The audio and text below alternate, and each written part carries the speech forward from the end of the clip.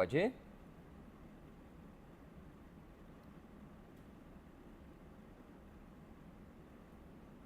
Olá, bom dia, boa tarde, boa noite, boa madrugada. Eu sou Rodolfo Lobo, sou defensor público aqui no estado do Amazonas e hoje eu vou falar com você sobre direitos humanos nessa preparação para a prova objetiva desse novo concurso aqui da Defensoria do Amazonas. E eu sou participante e fui aprovado no terceiro concurso da Defensoria Pública. Depois do meu concurso, nós já tivemos um quarto e felizmente agora estamos indo para o quinto concurso de defensores e defensoras. Eu vou falar com vocês um pouco sobre direitos humanos aqui e principalmente eu quero trazer para vocês algumas dicas e estratégias para tirar uma nota boa em direitos humanos. Eu tive a honra de ser o primeiro lugar do meu concurso e a matéria de direitos humanos me ajudou muito a ser o primeiro colocado no terceiro concurso da Defensoria do Amazonas. E é ela que a gente vai tratar aqui hoje. Aqui no segundo slide, vocês vão perceber que nós teremos na prova 8 questões de direitos humanos. E direitos humanos está num bloco com direito constitucional e direito administrativo. E como vocês podem ver no nosso edital, a FCC estabelece que é necessário acertar no mínimo 25% desse bloco 1. Direitos humanos, constitucional e administrativo. 25% desse bloco 1, e eu anotei aqui para eu não errar, porque eu também sou de humanas, dá 6 questões. Ou seja, acertando 6 questões desse bloco 1, administrativo, constitucional e direitos humanos, você já será apto, você já será apta a ter feito esse mínimo necessário da FCC, que é necessário em todos os 4 blocos. E, como direitos humanos tem 8 questões, eu quero te dar aqui hoje, no mínimo, essas 6, para você já terminar essa nossa aula, terminar essa nossa 1 hora de revisão em direitos humanos com essas 6 questões, já garantido, sabendo que pronto, o bloco 1 eu não vou precisar preocupar, as questões de constitucional, as questões de administrativo são um a mais. É aquilo que eu vou ter a mais, pensando em colocação. A gente tem que ressaltar também em questões de cotas que o nosso edital estabelece que as pessoas de cotas é necessário que elas façam o mínimo em cada um dos blocos, além dos 60%. Então, eu acredito que essa aula, essa 1 hora que a gente vai passar aqui, vai trazer para vocês essas 6 questões. E como é que eu vou fazer isso? Primeiro, todo mundo ama novela. Todo mundo ama Vale Tudo, Odete Roitman, Maria de Fátima. E hoje eu vou contar algumas histórias de novela para vocês aqui. Talvez até histórias de filme, se a gente puder usar isso também. E aí, através dessas histórias, eu vou trazer temas de todos os tópicos do nosso edital de direitos humanos. O que eu vou fazer? Nesse terceiro slide nosso, fala dos temas, das histórias que eu vou tratar aqui com vocês, que são os casos brasileiros na Corte Interamericana de Direitos Humanos. Só que através desses casos, a gente não vai estar tratando somente do ponto do edital que fala do sistema interamericano, não. A gente vai estar tratando do ponto 1, que fala de dignidade da pessoa humana. A gente vai estar tratando do último ponto, que fala de minorias. Então eu vou conseguir com vocês, contando essas histórias, falar de diversos pontos, e principalmente dos principais pontos que caem nas provas da FCC. Eu estudei todas as questões de direitos humanos dos últimos anos da FCC, todas as questões de direitos humanos da FGV, e vou trazer aqui para vocês aquilo que mais cai. Aquilo que eu dava preferência quando eu passei no meu concurso, aquilo que hoje a FCC tem dado preferência, e ainda vai um bônus para vocês aí, dando preferência também para coisas que caem e muito na FGV. Tudo isso através dessas histórias que eu vou contar para vocês aqui hoje. O primeiro tema, a gente vai começar falando de direitos humanos fazendo L. E aí a gente vai aqui para o nosso quarto slide. Por que eu quero que vocês lembrem de fazer o L na prova da Defensoria Pública? Por causa desse caso, do Luiz. Só que é o Manuel Luiz da Silva e outros.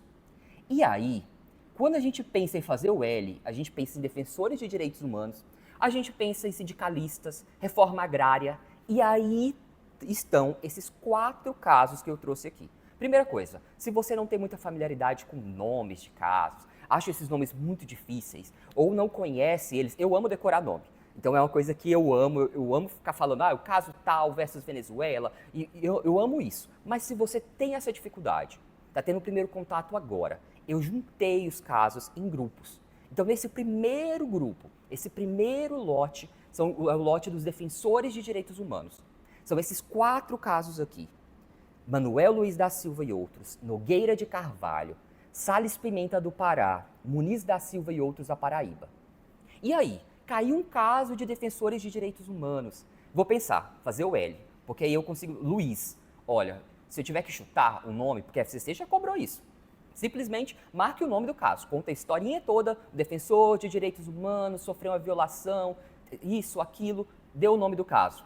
Se eu vou chutar, já vou pensar em fazer o L, vou aqui no Manuel Luiz da Silva. E mais, eu coloquei de laranja uma outra questão. 2 desses casos, que são os casos mais novos, o Manuel Luiz da Silva, que é o que eu estou apostando que vai cair, e o caso Muniz da Silva, todos os 2 têm o Silva no nome.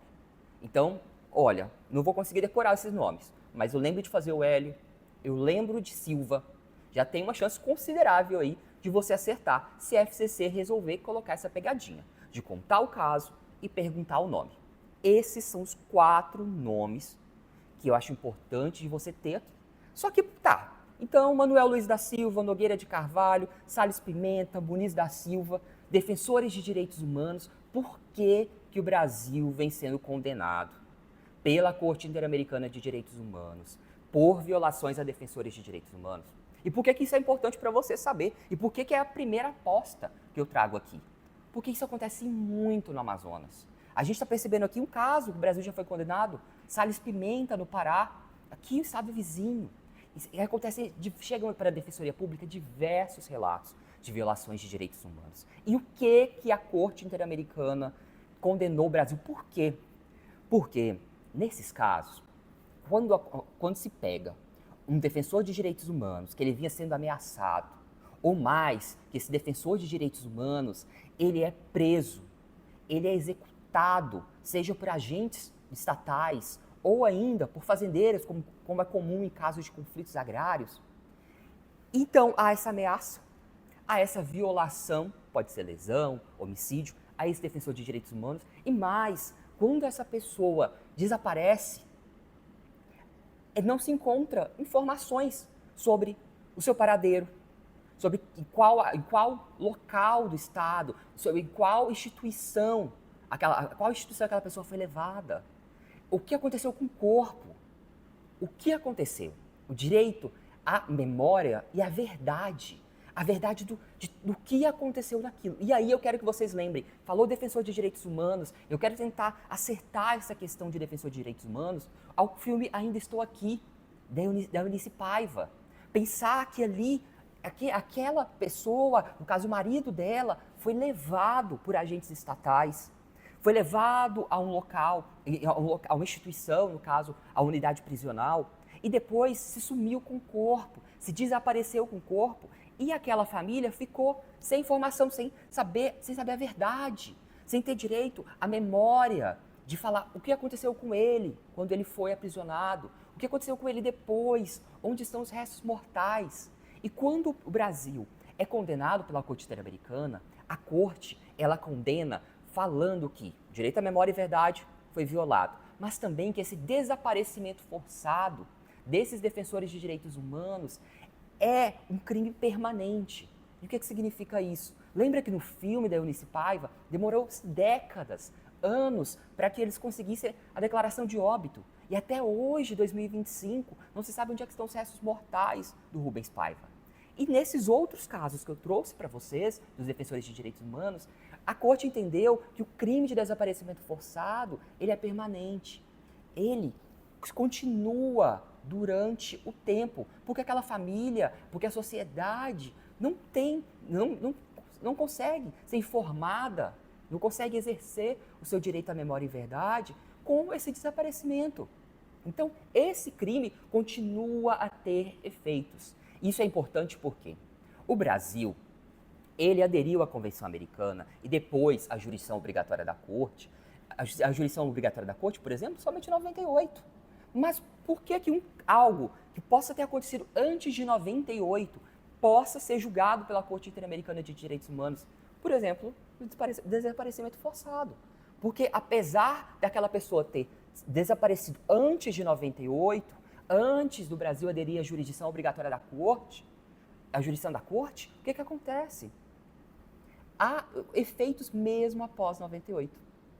E aí é interessante porque, por exemplo, nesse caso do Salles Pimenta do Pará, a Corte Interamericana, ela definiu que quando se você ameaça, quando você mata, quando há execução arbitrária, quando há o desaparecimento forçado de um defensor de direitos humanos, há um efeito amedrontador, que eles chamam um nome bonito de chilling effect. Por quê?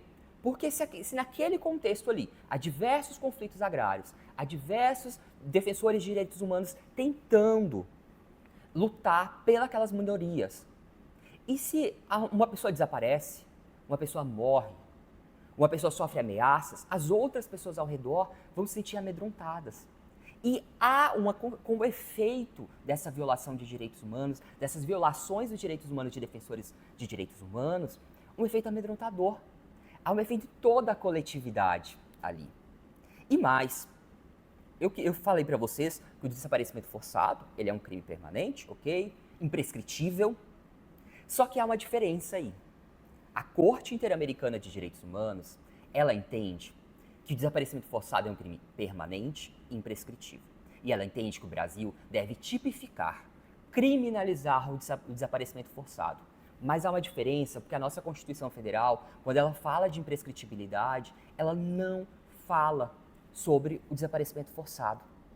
Então, isso pode ser perguntado também. Corte Interamericana, desaparecimento forçado, crime permanente, imprescritível. Constituição Federal, não se estabelece o desaparecimento forçado como crime imprescritível.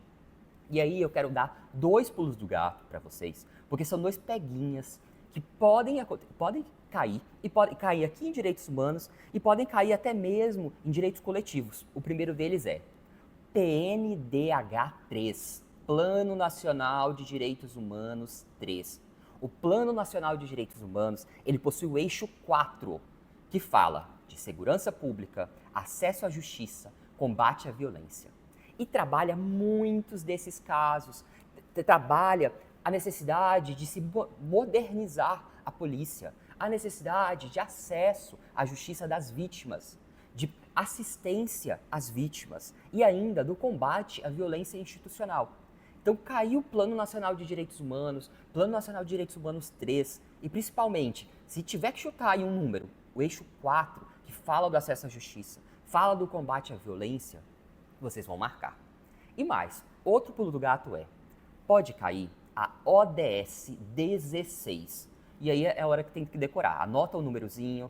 A vida é essa. Na minha prova caiu opinião consultiva, número de opinião consultiva. Eu acertei o número, vou falar para vocês daqui a pouco esse número. E às vezes a gente tem que decorar aquele número. Então, ODS 16 é o Objetivo de Desenvolvimento Sustentável 16 da ONU. E aí a ONU estabelece diversas necessidades de que os estados que aderem a esses objetivos, eles devem se movimentar, eles devem concretizar direitos humanos. E a ODS 16 é paz, justiça e instituições eficazes. Então, se é para falar de defensoria pública, se é para falar de violações de direitos humanos, se é para falar de sistema de justiça, acesso à justiça, eu vou colocar PNDH 3, eixo 4 e ODS 16, paz, justiça e instituições eficazes. E vamos terminar então aqui esse primeiro ponto, defensores de direitos humanos. Faz o L, lembra do nome Silva, lembra do crime permanente, lembra do desaparecimento forçado. É muito importante. Tem caído nas provas e pode cair na nossa prova. O segundo tópico você não quer virar defensor, virar defensora do Amazonas, sem saber direitos da população indígena. É muito importante. Povos tradicionais. E são esses 2 casos que eu trago para vocês, e eu vou trazer aquilo que cai. Povo indígena chucuro e quilombolas de Alcântara. O caso quilombolas de Alcântara é uma condenação muito recente do Brasil na Corte Interamericana. Então é algo que tá para cair, vai cair na FCC, vai cair na FGV. Quem pergunta sobre casos da Corte Interamericana vai perguntar dos quilombolas de Alcântara. Mas claro, eu não vou deixar vocês virem para cá sem a gente falar de 2 questões que sempre caem em concurso. quando se pergunta de povos indígenas. E que foi o Brasil condenado, nesse caso, do povo indígena Chucuro, que é a Convenção 169 da OIT, da Organização Internacional do Trabalho. Que a Corte Interamericana, ela determinou para o Brasil, e essa Convenção 169 fala que todas as populações indígenas, quando o Estado, quando particulares, quando há uma intervenção naquele território indígena, na intervenção daquele povo tradicional, deve haver o consentimento livre, prévio e informado. O que é consentimento livre, gente? Consentimento livre é independente de ameaças, independente de agressões.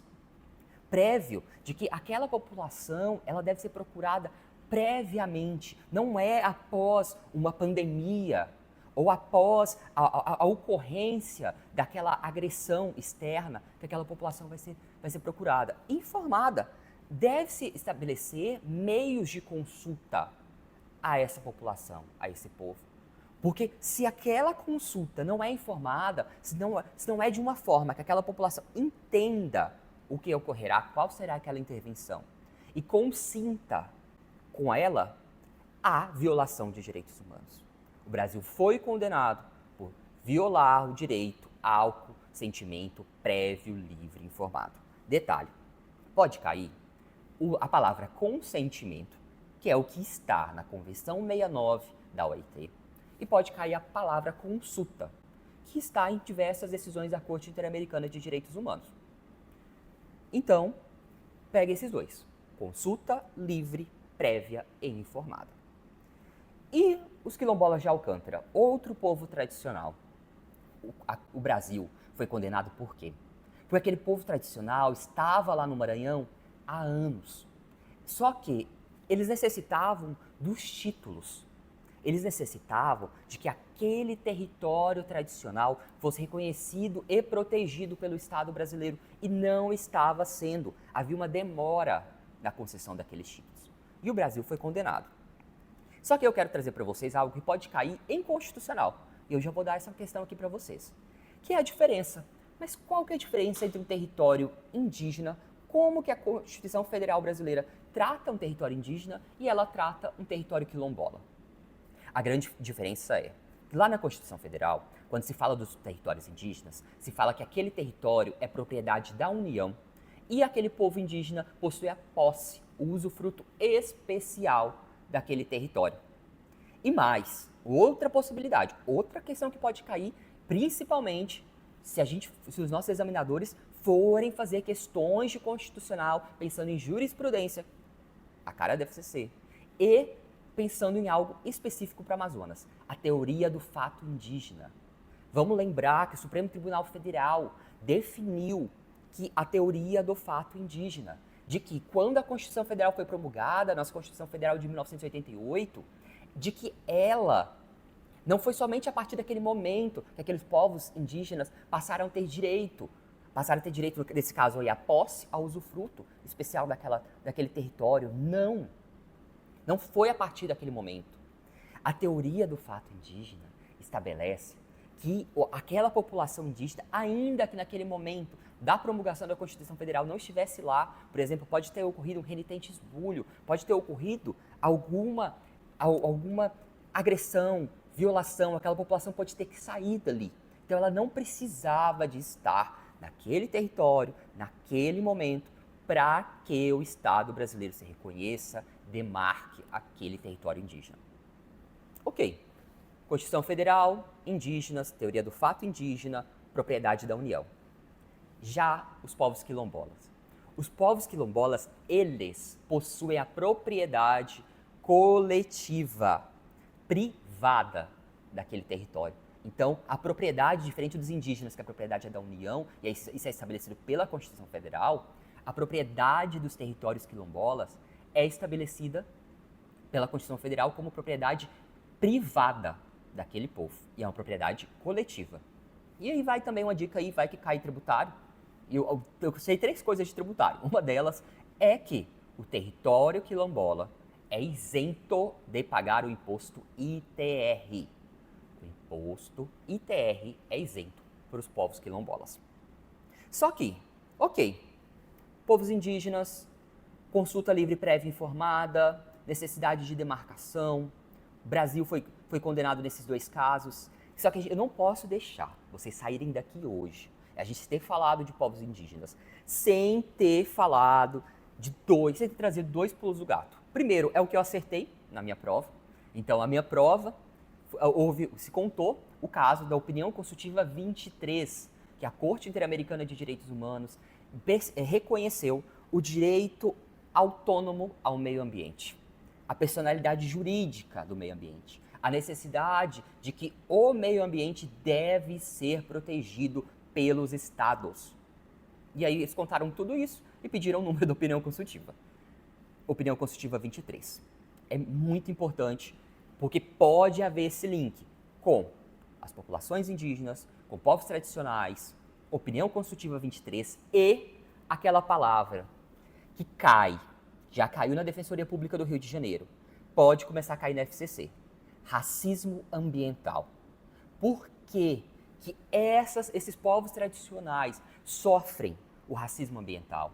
Quando a gente começa a perceber que há uma discriminação direta ou indireta a esses povos, e eles, quando há eventos climáticos extremos, inundação, seca, tudo isso já teve aqui no Amazonas nos últimos anos.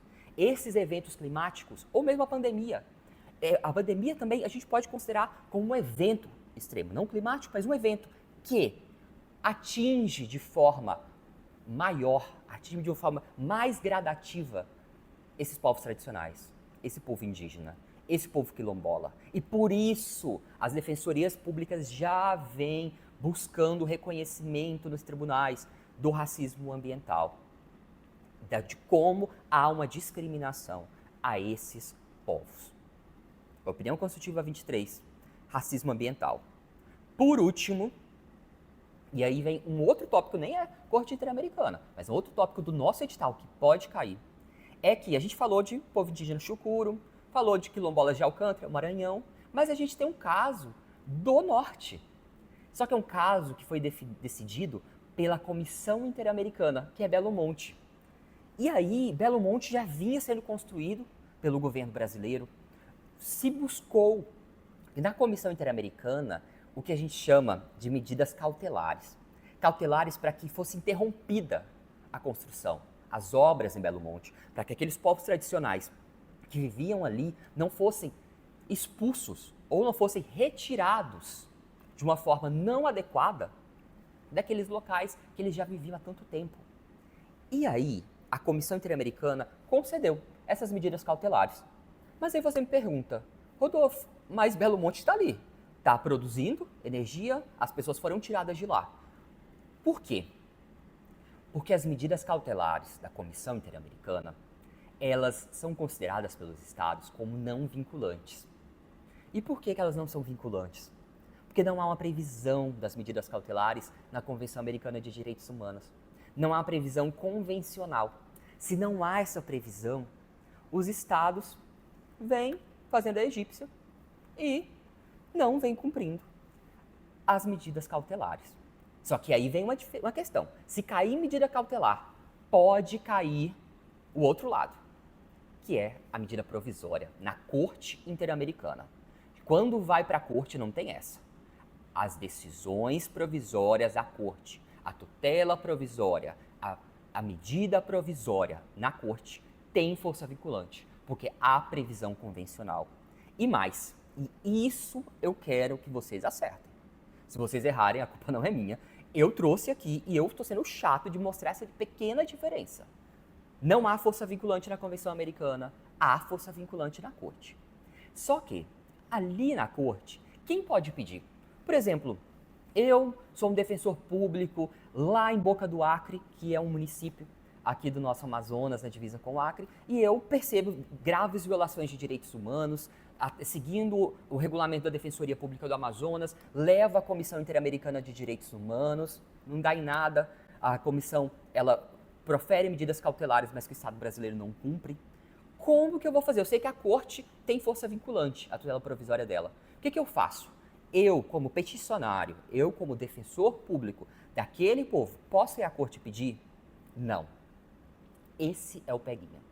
Se aquele caso ainda está na Comissão Interamericana, só a Comissão Interamericana pode pedir à Corte Interamericana para que conceda as tutelas provisórias, as medidas provisórias. Está ali na comissão, a comissão que pede. Agora não, esse caso já foi enviado para a Corte. Os peticionários, as vítimas e ainda, de ofício, a Corte pode decidir e conceder as medidas provisórias. Então isso é muito importante. É um peguinha que cai e que pega muita gente. Enquanto está na comissão, a comissão é que manda, a comissão é que pede as tutelas provisórias na Corte. Foi para a Corte pode ir de ofício. E mais, as vítimas podem pedir essa tutela provisória. E aí, trabalhamos indígenas quilombolas, ponto 2. A terceira questão, vai vir o que eu vou falar para vocês agora, que já vem caindo muito, vamos para o próximo slide, que fala sobre violência policial.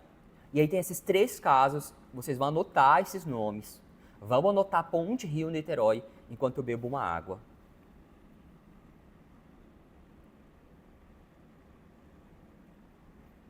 Nós agora vamos lembrar daquela pessoa que todo mundo tem na sua família. Pode ser uma tia, uma avó, mãe, primo. É aquela pessoa da nossa família que você chega na casa dela, agora eu estou gravando 2h30 da tarde, mas 3 e pouco você já pode passar lá e ver aquela pessoa assistindo Datena, Marcelo Rezende, Luiz Bate, Balanço Geral, Siqueira ou o que for. Aquele parente que você falou, eu vou para o Rio de Janeiro, a pessoa vai falar favela, maconheiro, drogado e vai violar todos os direitos humanos possíveis. E vai falar crime. Crime, violência, polícia. Por quê? Se cair alguns desses 3 casos, ou se cair algum caso contando a história de violência policial, algo que passaria no Datena, o que vai cair, eu vou falar para vocês agora, que são essas 3 condenações do Brasil. Rio, Niterói e São Paulo. O caso Leite de Souza, Favela Nova Brasília e Honorato e outros. Em todos esses casos, quando a gente fala de violência policial, a gente fala de violência perpetrada por agentes de Estado. E a gente fala de autos de resistência. O que é auto de resistência, gente? Pensou em operação policial, Marcelo Rezende ali, ó, da Atena, o comandante Hamilton em cima do helicóptero filmando. Eles vão filmar toda aquela operação. A operação da favela Nova Brasília, tiros, pessoas sendo atingidas e, ao final, vão trazer aquelas pessoas, vão mostrar os corpos, sangue, tudo na tela.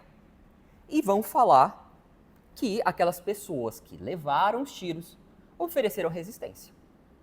Que durante aquela operação, aquelas pessoas atingidas pelos tiros, elas ofereceram resistência, por isso foram atingidas e acabou gerando a morte delas. E é o que é denominado de autos de resistência. Esse documento que vinha sendo produzido pela polícia, especialmente, nesse caso, Favela Nova Brasília de Niterói, em que a Corte Interamericana falou expressamente esses autos de resistência, falar que durante aquela mega operação, da Atena, tudo na tela, os policiais atirando para todo lado, aquelas pessoas que foram atingidas, consequentemente, estavam oferecendo resistência. E por isso, aquela operação foi legal. Aquela ordem foi legal. A Corte Interamericana de Direitos Humanos entende de uma forma diferente do da Atena. Ela entende que esses autos de resistência não são legais, violam diversos direitos. Investigar e punir. De que deve haver uma investigação por parte do Estado de todas as ações. Mas quem deve investigar isso? Isso pode cair em direitos humanos, mas pode cair em constitucional. Quem investiga essas operações? Quem realiza o controle externo da polícia no Brasil? Pela Constituição Federal, Ministério Público e pela Corte Interamericana de Direitos Humanos. A Corte fala, um órgão independente, autônomo, realizará o controle externo da polícia, essa investigação. E mais, a corte fala que são imprescritíveis. Lembra que eu falei? Houve desaparecimento forçado, imprescritível. Houve tortura, imprescritível para a Corte Interamericana de Direitos Humanos. E, ok, mas como a gente já sabe que deverá haver uma investigação por um órgão autônomo, imparcial, que deve aquele policial que esteve envolvido naquela operação, que proferiu aqueles disparos, ser afastado provisoriamente, a corte também falou isso, mas deve seguir um protocolo. E o protocolo é o protocolo de Minnesota. Com o protocolo de Minnesota, com a investigação, com a concretização do direito de investigar e punir, a Corte Interamericana entende que não haverão mais, ou se diminuirá, claro, as violações de direitos humanos por execuções extrajudiciais por agentes do Estado. E mais, por exemplo, nesse caso aqui de São Paulo, da Atena está lá transmitindo tudo, teve que chegar até a Corte Interamericana de Direitos Humanos, ela reconheceu tudo isso que eu falei para vocês. Ela também manda reabrir as investigações. Deve haver a reabertura das investigações. Por quê? Porque aquela população, tudo bem, os familiares vai haver uma reparação, indenização, danos morais, materiais, há uma reparação integral aos familiares, atendimento, há a determinação de atendimento psicológico, psiquiátrico, médico, mas eles também possuem direito, lembra? A memória e a verdade. Eles possuem direito de que haja uma investigação e punição daqueles violadores daqueles direitos humanos. E aí, é interessante que Rio-Niterói, atravessamos aqui a ponte Rio-Niterói, falamos de São Paulo, e isso que eu estou trazendo para vocês, vocês podem marcar nesses 3 casos. Só que é muito importante, e aí, constitucional, isso pode cair em constitucional ou direitos humanos. Decisão agora, recente do Supremo Tribunal Federal, a DPF das favelas, a DPF 635. O Supremo Tribunal Federal acabou de decidir da DPF das favelas, no mesmo sentido da Corte Interamericana de Direitos Humanos, da necessidade de investigação e punição, da necessidade de que haja um protocolo nas operações policiais, da necessidade de que haja investigação e punição, controle externo da polícia, câmeras para os policiais e mais. Aí eu vou dar até uma dica aqui de processo civil. Essa DPF das favelas, a DPF 635, é um processo estruturante. E aí, caiu o processo estruturante, é aquela questão feita para quem é vocacionado, quem estuda para a Defensoria Pública, quem pensa em algum dia ser amicus curiae, como a Defensoria Pública do Rio de Janeiro foi na DPF das favelas.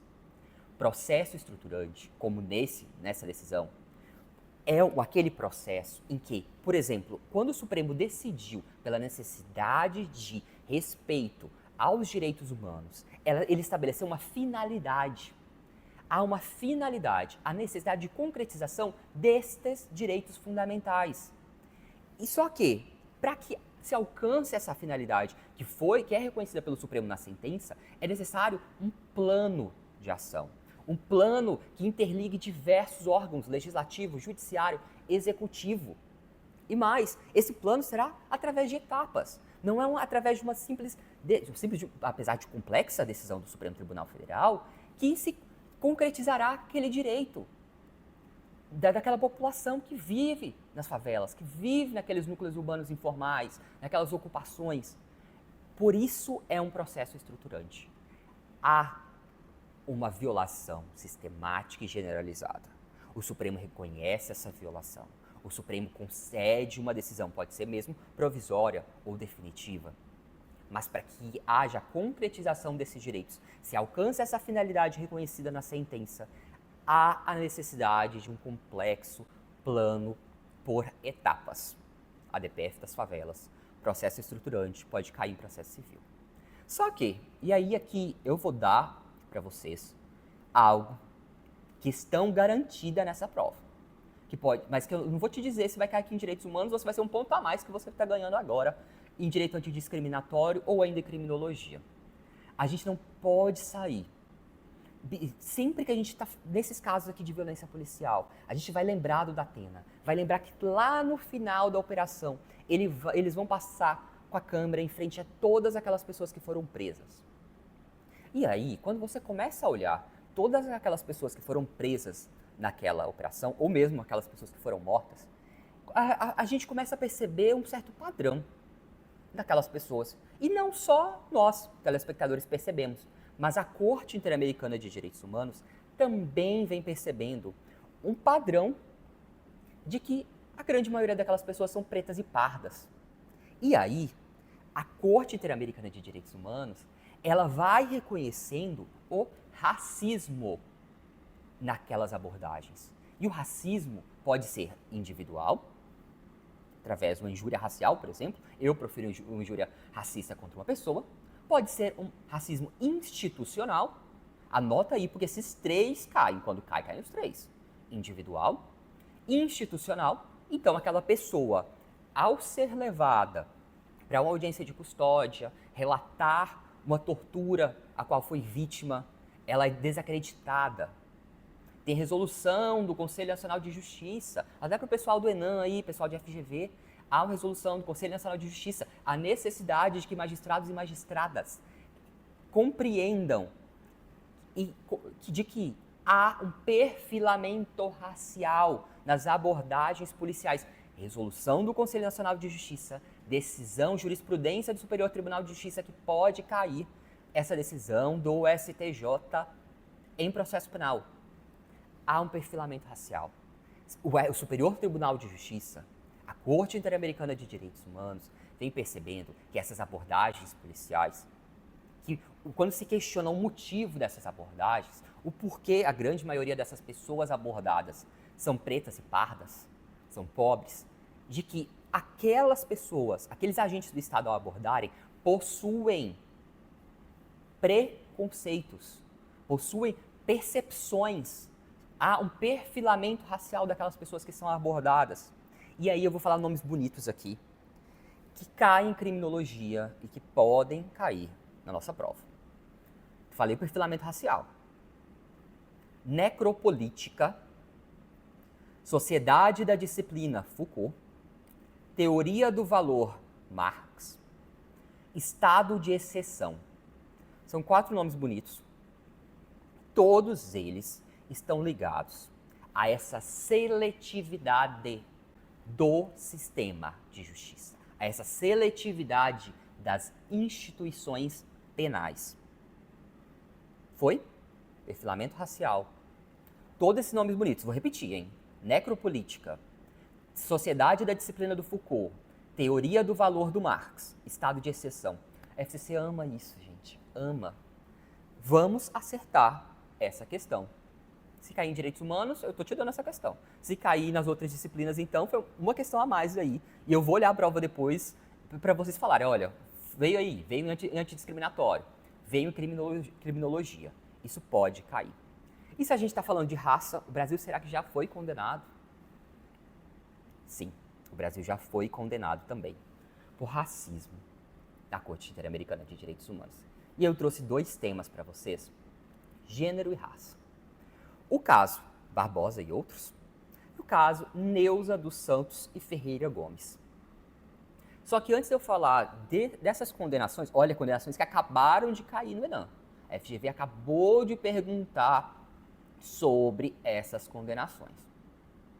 Caíram da Defensoria do Paraná. Eu quero que vocês percebam isso que eu marquei aqui, de verde. Verde é a cor da Defensoria, vamos prestar atenção. O A. Todos esses casos em que o Brasil foi condenado, eu tenho que chutar, não lembro de nome, sou péssimo com nome. A. Foram mulheres que foram vítima, tanto desse caso Barbosa e outro, que é um caso de violência de gênero, feminicídio, quanto Neuza dos Santos A, Ferreira Gomes A. Vou até voltar aqui, ó, vamos voltar aqui para vocês verem os casos de violência policial. Leite de Souza, Honorato, sempre terminando com outras vogais. Uma forma de decorar é que nesses casos de gênero, principalmente vai ser um caso feminino, mas aqui é Barbosa, que é o sobrenome dela, e raça são casos de mulheres. Mulheres, violações de direitos a mulheres a que o Brasil foi condenado.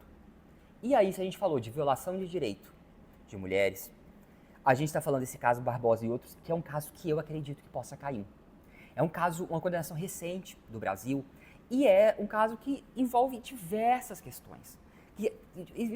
Isso é defensoria pública pura. Casos de feminicídio, casos de que não houve a investigação e punição daquela pessoa que matou essa mulher. E aí, se a gente está falando de feminicídio, se a gente está falando de violência de gênero, eu não posso deixar você sair daqui sem acertar a questão de violência de gênero que vai cair. Vamos dizer que não.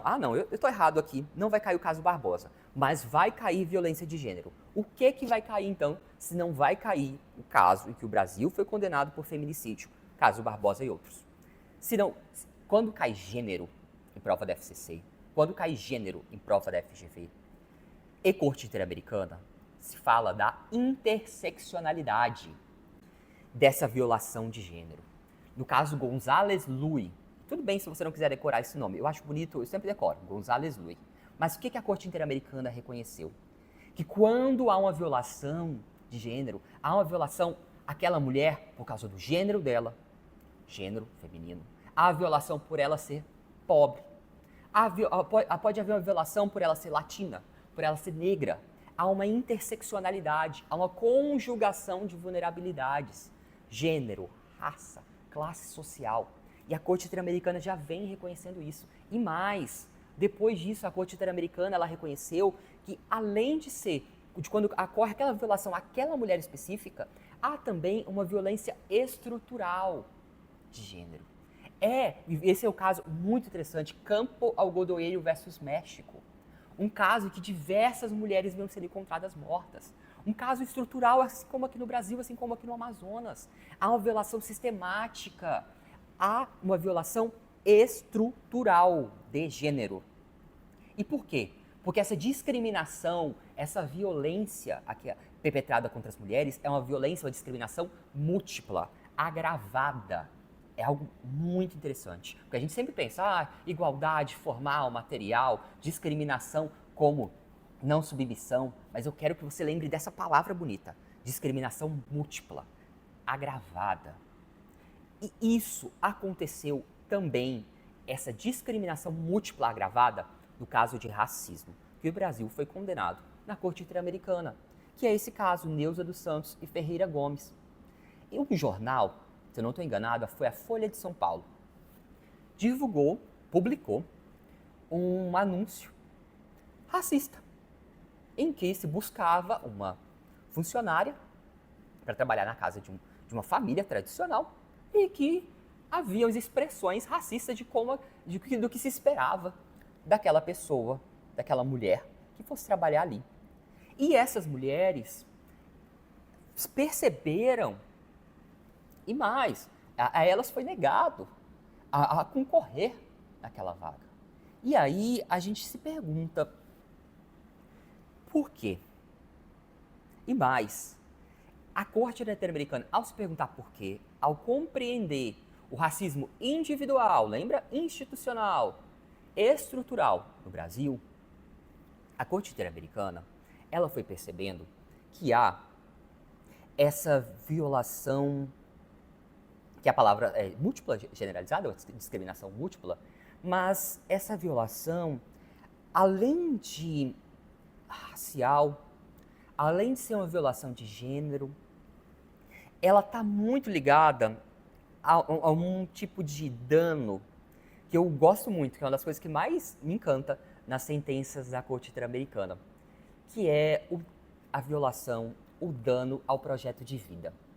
Todos nós, vocês que estão fazendo esse concurso, assim como eu, quando eu fiz o meu, nós temos projetos de vida, nós temos metas, objetivos, muitos deles estão ligados ao concurso, à profissão, a ser um defensor, a ser uma defensora pública.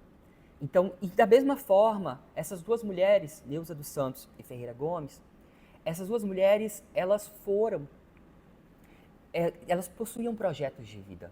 E quando a elas é impedido participar, ou até mesmo serem consideradas em uma seleção de emprego, por causa da raça delas, há um dano ao projeto de vida.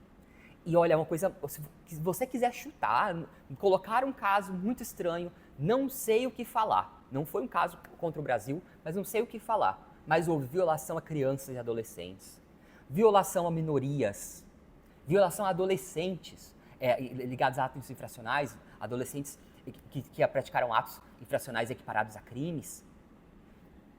Fale do dano ao projeto de vida. E quando se vai reparar, a reparação integral da Corte Interamericana é uma reparação também a este dano ao projeto de vida. Foi?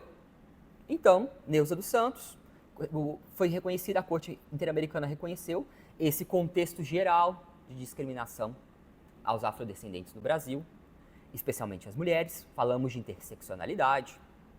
E aí, eu não posso deixar, a gente não pode falar de gênero, sem eu falar de duas opiniões consultivas. Eu sou apaixonado por opinião consultiva. Amo, fiquei muito feliz que a minha prova caiu e fico muito feliz toda vez que eu vejo. Olha lá, Defensoria do Paraná, caiu opinião consultiva. Olha a Defensoria do Acre, opinião consultiva. Isso me traz uma felicidade, eu espero que na nossa caia. E se for cair opinião consultiva sobre gênero, vão cair duas. E eu quero que você anote aí. Opinião consultiva 29 e opinião consultiva 24. Anota. Opinião consultiva 29. Ela trata sobre grupos que são especialmente vulnerabilizados quando estão privados de liberdade. Quando a gente pensa em pessoas presas, a gente já pensa, aqui, Brasil, a gente já lembra, né? Questão de constitucional, estado de coisas inconstitucional nas unidades prisionais brasileiras. Mas a gente sabe que diversos grupos, principalmente por causa dessa interseccionalidade, estão mais vulneráveis. Sofrem mais violações de direitos ali. Que grupos são esses? E quais grupos a Corte Interamericana reconheceu essa vulnerabilidade?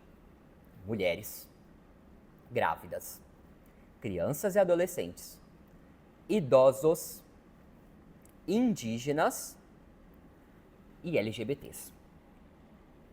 Esses grupos foram reconhecidos. Você vai anotar. Mulheres, grávidas, crianças, idosos, LGBTs. São grupos que sofrem maior violação de direitos humanos. São grupos com a vulnerabilidade agravada. E isso foi reconhecido pela Corte Interamericana de Direitos Humanos. É uma aposta. Isso vai cair em prova de defensoria pública. E claro, a gente não pode deixar passar. Essa já é manjada, espero que você já saiba. Se não sabe, tá sabendo agora. Opinião Consultiva 24, que reconhece o direito à não discriminação por orientação sexual, identidade de gênero, o direito às pessoas trans, assim como o Supremo Tribunal Federal Brasileiro compreende, as pessoas trans podem alterar nome, prenome e sobrenome, além do gênero de sua documentação, sem precisar passar por junta médica, sem precisar de laudo médico, de forma administrativa. Opinião consultiva 29, opinião consultiva 24.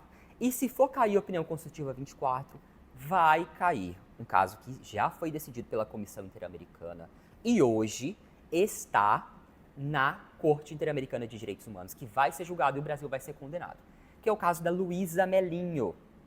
A Luísa Melinho, uma mulher trans brasileira, que necessitava de atendimento de saúde, que necessitava de que o SUS fornecesse a ela todo o atendimento psicológico, psiquiátrico, terapia hormonal, e esse atendimento, esse direito não foi concretizado. Então, é o caso Luísa Melinho, pendente na Corte Interamericana de Direitos Humanos, de direito de uma mulher trans brasileira. E, falando ainda de pessoas trans, o último ponto desse tema, o caso Vicky Cristine Hernandes. Vicky Hernandes é um caso de transfeminicídio, uma mulher trans vítima de feminicídio por questões de gênero. Eu já dei para vocês aqui no mínimo três questões dessa prova. E agora eu vou fazer uma pergunta para vocês que vai ficar para vocês pensarem antes de darem play no próximo bloco. Se a gente está falando de violação de direitos no Brasil, se a gente fala, em goiano, olha, eu sou de Goiás, você pode ver pelo porta, porteira, portão.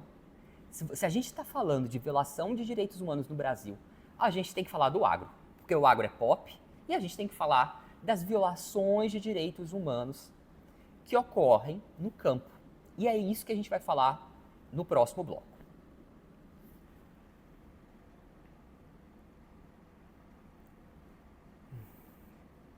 Eu vi que já deu 50 minutos. Hã? Ah, tá. Então deixa eu...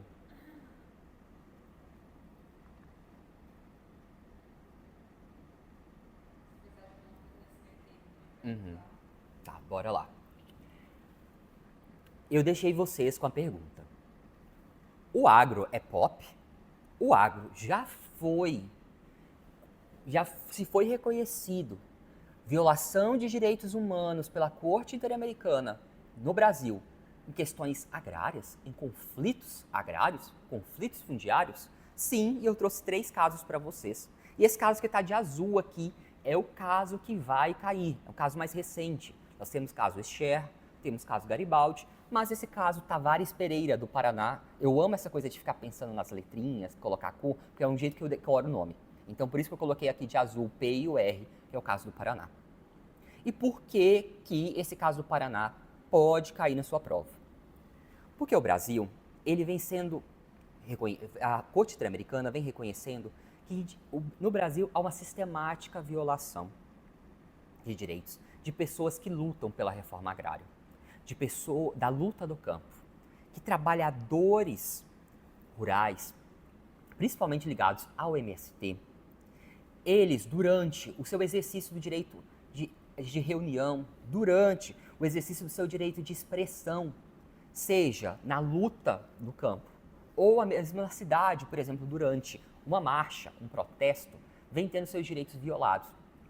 Então, quando a gente pensa num contexto de reforma agrária, quando a gente pensa num contexto de morte, de violação de direitos a pessoas na luta do campo, vocês vão pensar no caso Tavares Pereira. Houve uma manifestação, uma marcha lá no Paraná, e houveram diversas violações aos direitos dessas pessoas. E mais, havia um monumento ali. E a Corte Interamericana, lembra que eu falei das medidas provisórias? Que aquelas medidas provisórias da Corte Interamericana possuem eficácia vinculante. E mais, que quando o caso já está na Corte Interamericana, ela pode, de ofício, decidir. Ou nós, peticionários, podemos pedir. Então, nesse caso do Paraná, houve uma medida provisória para a proteção de um monumento àquelas pessoas. E por que é necessário um monumento? Por que é necessário? E em diversos outros casos, a Corte Interamericana já decidiu dessa forma, da necessidade de se criar um monumento, de que as pessoas daquela comunidade, de que haja o direito à memória e à verdade, de que ele seja exercido, seja reconhecida aquela violação de direitos humanos pelo Estado. Então, quando a gente falar de reforma agrária, se cair na questão ali falando de reforma agrária, conflitos no campo, vamos lembrar desses nomes, vamos lembrar de defensores de direitos humanos, vamos lembrar, no caso do Paraná, Tavares Pereira, da violação a um protesto, a uma marcha. Isso pode cair inconstitucional também, ao direito de reunião e de expressão. E mais, se a gente fala de constitucional, a gente pode lembrar que há previsão expressa na Constituição Federal, há uma limitação ao direito de reunião e ao direito de expressão, que é durante o estado de defesa e o estado de sítio. Nesse caso não havia e o Brasil foi condenado. Mas fica aí um adendo.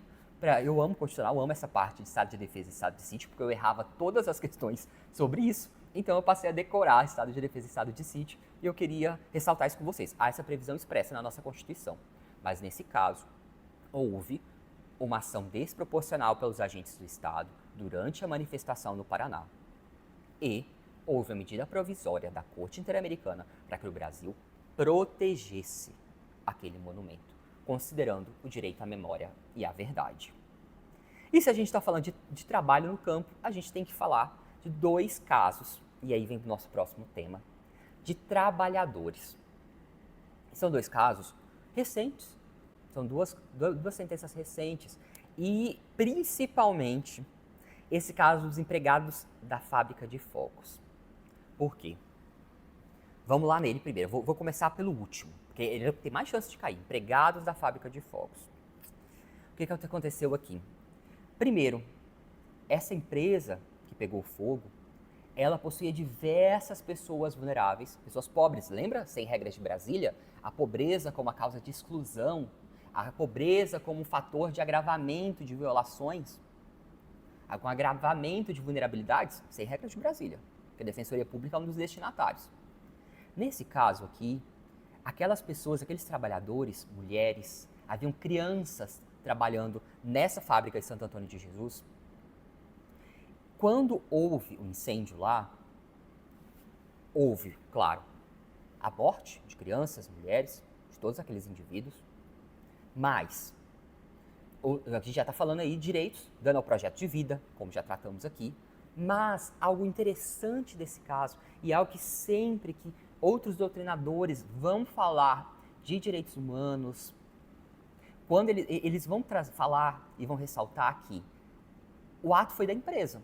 Aquela empresa estava violando os direitos daquelas pessoas. Aquela empresa estava agravando a vulnerabilidade daquelas crianças. Aquela empresa se omitiu em EPI, equipamento de proteção, aqueles trabalhadores. Então foi o ato de uma empresa que gerou a condenação do Brasil. Isso é muito importante. Não independe se o ato foi de uma empresa, independe se aquele ato foi feito pelo município, pelo Estado. Quem é condenado é o Estado brasileiro. Isso é muito importante e é um peguinha que as pessoas caem. E agora o caso dos trabalhadores da Fazenda Brasil Verde, que é muito interessante, eu gosto muito dele, é um caso que já vem caindo em provas da FCC e também em provas da FGV. E ele é interessante porque se reconhece, num contexto como o brasileiro, uma violência estrutural. Essa desigualdade estrutural gera violações sistemáticas aos trabalhadores e a trabalhadores do campo. E isso já vinha sendo reconhecido antes mesmo desses dois casos aqui de violação a trabalhadores. Por quê? Porque já havia ocorrido na Comissão Interamericana um caso de uma solução amistosa, que foi o caso de José Pereira, em que um trabalhador que se encontrava em situação análoga à escravidão, durante uma fiscalização, se percebeu a violação dele. E ali, naquela época, o Brasil fez um acordo, né, que a gente chama de solução amistosa, na Comissão Interamericana, para que fosse alterada a legislação brasileira, para que houvessem protocolos de fiscalização ao trabalho escravo, ao trabalho análogo ao escravo. Então, isso eu queria trazer para vocês nessa parte de trabalhadores. E a gente não pode terminar isso aqui hoje sem falar de anistia. E aí a gente volta ali, olha, hoje está muito fácil, a gente já começou falando lá de desaparecimento forçado, a gente começou falando de atuação de agentes do Estado e vai terminando aqui também falando de desaparecimento forçado ao falar de anistia, ao falar das duas condenações, Gomes Lund, caso da guerrilha do Araguaia, e ainda Vladimir Herzog. São duas condenações do Brasil na Corte Interamericana, ligados ao período da ditadura militar e mais, ligados ao desaparecimento forçado. A necessidade, segundo a Corte, de que o Brasil de tipificar o crime de desaparecimento forçado. E onde é que o crime de desaparecimento forçado é tipificado? No TPI, Tribunal Penal Internacional, Estatuto de Roma. O TPI considera um crime contra a humanidade o ataque generalizado e sistêmico a grupos. E no caso, poderia, por exemplo, ir ao TPI quanto a esse ataque generalizado e sistêmico aqui da guerrilha do Araguaia contra aqueles guerrilheiros, por exemplo. Mas por que eu falei do TPI aqui? Que eu quero que você lembre. Corte Interamericana manda tipificar, mandado de criminalização. Brasil não tipificou até hoje. E onde está tipificado? Tribunal Penal Internacional, crime contra a humanidade. Mas e aí? Além de desaparecimento forçado, a gente tem que falar de tortura.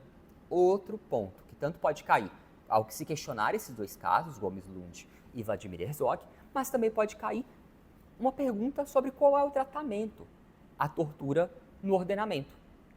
E aí eu quero falar para vocês a diferença do tratamento na lei brasileira para o tratamento na Convenção da ONU, Convenção Internacional. Na nossa lei, a tortura não é um crime próprio. E já na Convenção da ONU é. Ou seja, na Convenção da ONU, aquele que vai ser considerado o agente ativo, o sujeito que perpetra a tortura, será um funcionário público. Já aqui, não. Anotem aí agora a palavra bonita. Protocolo de Istambul, enquanto eu bebo água. E eu vou tossindo.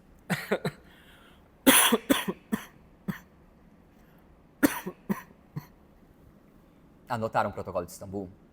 Por que esse protocolo é importante? Por que essa é uma palavra bonita e que cai em concurso? O protocolo de Istambul, ele define qual deve ser o protocolo, os procedimentos administrativos e judiciais, quando de casos de suspeita de tortura. E mais, eu falei da diferença, não falei que na lei brasileira não é um crime próprio, na ONU é um crime que somente funcionários públicos exercem?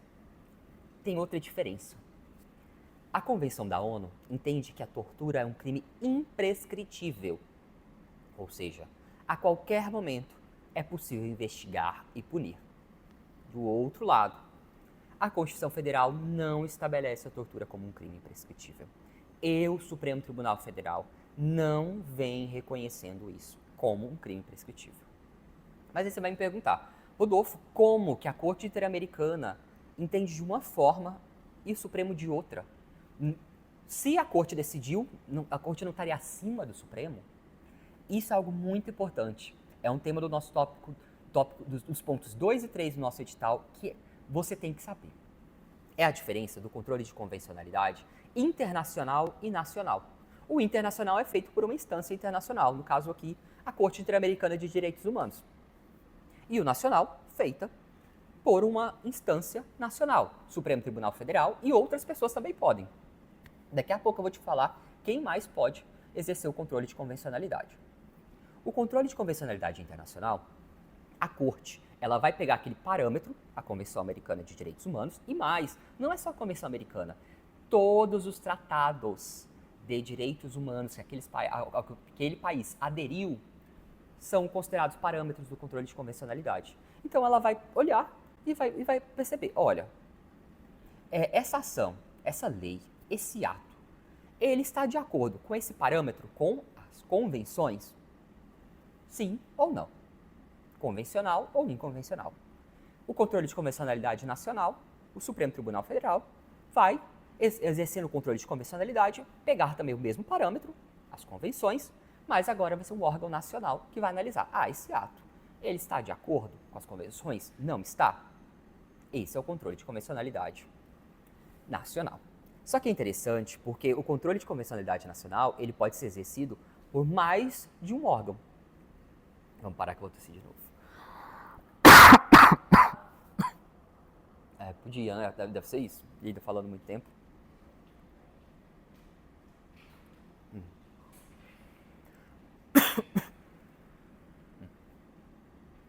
O controle de convencionalidade, ele pode ser exercido não só pelo Supremo, não só pelo Judiciário.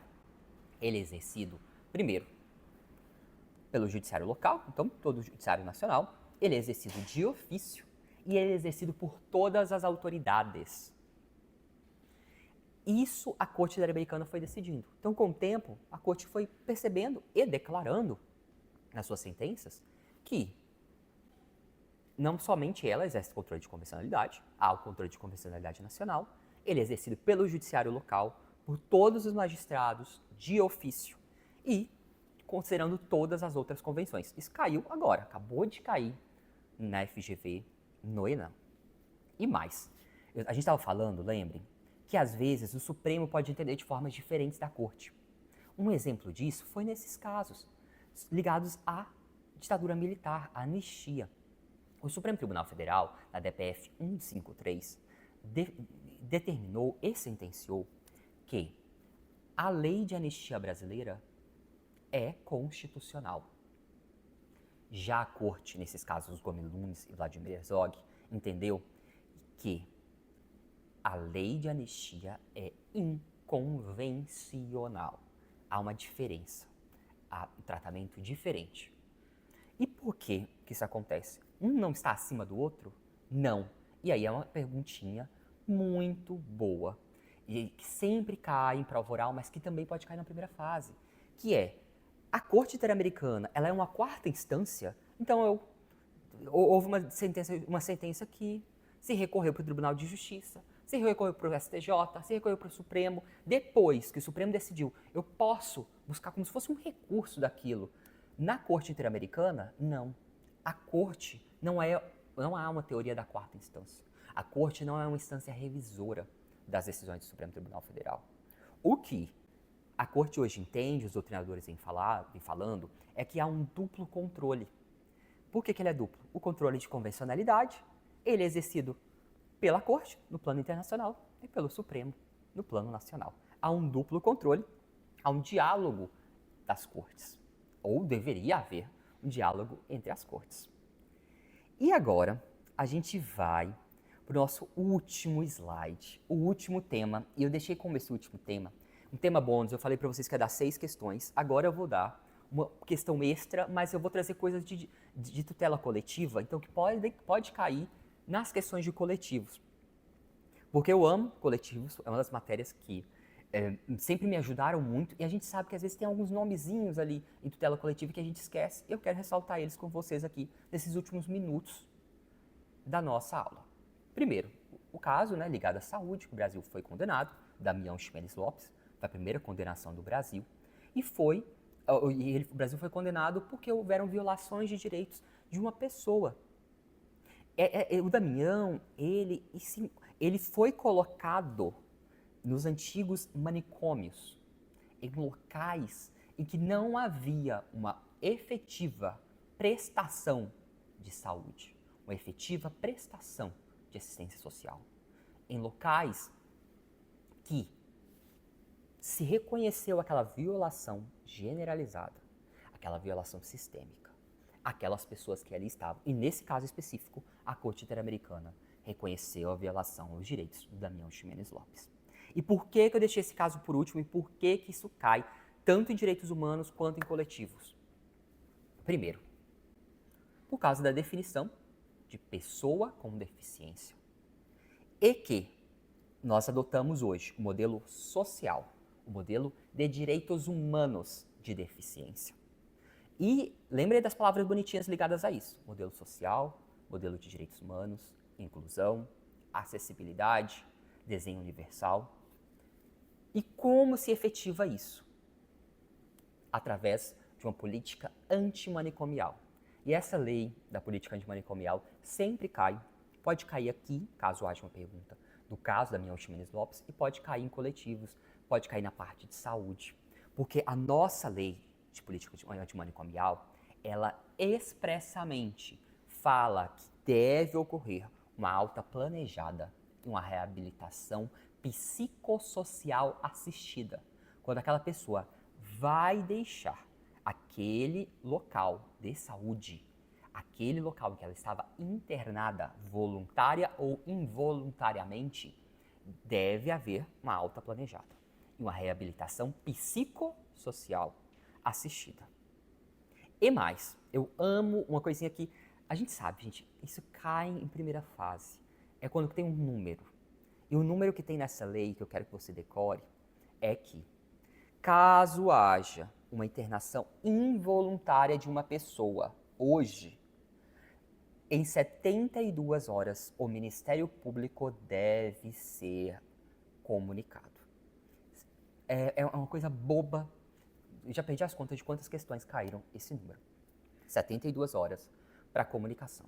E essa internação involuntária? Se o Brasil foi condenado pela forma como as pessoas com deficiência, como pessoas com transtorno mental vinham sendo tratadas, e aqui tratadas nem estou usando como a perspectiva de tratamento, por que hoje ainda se fala de internação involuntária?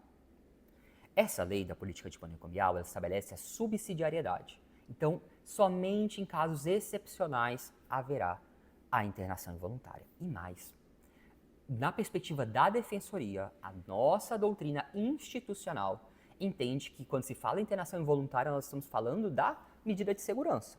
Somente haveria internação involuntária em caso de medida de segurança, sentença judicial penal. Isso é muito importante. E aí, eu quero que vocês, a gente não pode falar de saúde, e eu não posso deixar, não dar aqui para vocês duas coisas que caem quando se pergunta de saúde nos concursos públicos e não perguntam aqui o caso da Damião Ximenes Lopes. Se não vai perguntar da Damião Ximenes Lopes, perguntam o quê, Rodolfo? Perguntam se pode ser judicializado. Pode levar para a Corte Interamericana algum caso ligado a direitos sociais? Sim. E aí vem os nomes bonitos, que você pode decorar o nome bonito ou pode entender essa parte, de que a Convenção Americana, ela estabelecia que somente alguns direitos sociais poderiam ser judicializados, poderiam ser levados à corte, e a corte poderia condenar. Mas, nos últimos tempos, a interpretação evolutiva realizada pela Corte Interamericana, ela foi se desenvolvendo e com essa interpretação evolutiva foi se reconhecendo a possibilidade de judicialização dos direitos econômicos e sociais e culturais. E o primeiro caso foi o caso Lagos del Campo, que é um caso de direito trabalhista. E aí, foi um caso em que a Corte, o Brasil, não, estou errando, ó, o Brasil foi Damião Ximenes Lopes. O caso Lagos del Campo é um caso em que a Corte, ela reconheceu que houve uma violação ao direito ao trabalho, a um direito social. E mais, a Corte começou aí, reconhecendo a violação ao direito ao trabalho. E começou a reconhecer também violações aos direitos à saúde. E o primeiro caso foi Poblete Vilches, de um idoso. Então, caso se pergunte para você, na prova, a Corte reconhece? Sim. Direito à saúde? Sim. Direito ao trabalho? Sim. Direitos econômicos, sociais e culturais? Sim. Direito ao idoso? Sim. Pessoa vivendo com HIV? Sim. Caso Cusco-Pivaral. A Corte reconheceu o direito à saúde, reconheceu a necessidade de proteção e concretização de direitos de pessoas vivendo com HIV. Aposentadoria, também, Muelle Flores. A Corte reconheceu o direito a envelhecer, direito ao envelhecimento saudável, direito à aposentadoria. Eu trouxe essa interpretação evolutiva porque é algo que cai. E é algo que a gente pode... Tudo bem você não decorar os nomes, tá tudo bem. Mas a gente se compreender que há uma previsão restritiva na Convenção Interamericana, que se fala que somente direitos sindicais poderiam ser, por exemplo, judicializados, mas que com o tempo houve essa interpretação evolutiva pela Corte. E agora já se entende direitos trabalhistas, direitos dos idosos, direitos de pessoas vivendo com HIV. E mais. Não pode, e eu tenho que falar isso, porque cai em coletivos, está no edital e também cai aqui em direitos humanos. Quando a gente fala de política antimanicomial, quando a gente fala do caso da Damião Ximenes Lopes, a gente fala das comunidades terapêuticas, que há um relatório da Comissão Interamericana de Direitos Humanos falando que há desigualdades estruturais, discriminações estruturais em comunidades terapêuticas, nas unidades prisionais, no socioeducativo no Brasil e também da população afrodescendente e na extrema pobreza. 5. Comunidades terapêuticas, unidades prisionais, socioeducativo, afrodescendentes e extrema pobreza. A Comissão Interamericana, nesse relatório, reconheceu essa vulnerabilidade. Nós estamos falando destas pessoas com transtornos mentais. O que a gente tem que falar? E aí, tá caindo. E pode cair aqui, porque eu até olhei, eu resolvi pegar, vou olhar o edital. Será que tem perigo de cair resolução do CNJ? Tava lá. Então, se tem perigo de cair, eu vou te falar. Porque pode ser o pontinho aí que faz uma diferença para você. O CNJ, considerando a necessidade de aderir ao sistema de justiça e ao judiciário, de estar em consonância com a lei antimanicomial, ele compreendeu 3 coisinhas. Que o sistema de justiça é um destinatário da política antimanicomial, que o judiciário é uma porta de entrada e de saída, então aquela pessoa, por exemplo, desde a audiência de custódia até a execução, e que há uma necessidade de uma política judicial de ciclo completo. Aquela pessoa da audiência de custódia, prisão provisória, prisão definitiva, execução. há uma necessidade de uma política judicial de ciclo completo. E aí, tem outro númerozinho, que, gente, isso cai. Já vi, eu fui pesquisar de novo, falei, gente, será que tem muito tempo que cai? Não, continua caindo. Que é esse númerozinho bonitinho que cai em coletivos. Quando a gente fala de tanto de política antimanicomial, quanto de atendimento de assistência social. CAPS. Um número, gente, CAPS 3. O CAPS 3 é aquele CAPS que atende 24/7, 24 horas, 7 dias por semana. E ele atende estas pessoas. CAPS 3. Por último, antes da gente terminar, se a gente está falando destas pessoas que estão numa situação de violação, de vulnerabilidade, eu não posso, eu até falei um pouquinho mais cedo ali, das 100 regras de Brasília, da pobreza, como causa de exclusão social e obstáculo de acesso à justiça. Exclusão social, obstáculo de acesso à justiça. E como que se deve ocorrer este enfrentamento à pobreza? Promoção, educação e pesquisa. Isso já caiu na Defensoria Pública do Rio de Janeiro.